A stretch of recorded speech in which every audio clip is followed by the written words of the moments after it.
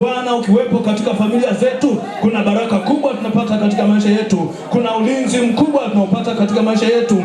Tunaweza kupokea mambo yaliyo makubwa kutoka kwako. Tunaweza kubarikiwa katika nyumba zetu, na maisha yetu yakawa salama, tukaishi tukiwa na amani, tukaishi tukiwa bila adui. Maana Bwana ukiwa pamoja nasi, utatupigania dhidi ya adui anayejiinua, anayetaka kunyakua baraka zetu ambazo Mungu umetubarikia katika maisha haya. Katika jina la Yesu Kristo wa Nazareth aliye hai, hana nafasi wala hana mamlaka. Adui hana mamlaka katika maisha yetu. Adui hana mamlaka katika familia. Adui hana mamlaka katika nyumba zetu. Tunahitaji Bwana utubariki, Bwana utulinde, Bwana utuongoze, Bwana utushike kwa mkono wako katika kuishi kwetu. Bwana tutembee pamoja na wewe, maana tukitembea pamoja na wewe tutaona mambo yaliyo makuu. Tutaona ukuu wako pale utakapotuvusha katika mambo magumu, utakapotuvusha katika mapito mbalimbali, utakapotuvusha katika vikwazo,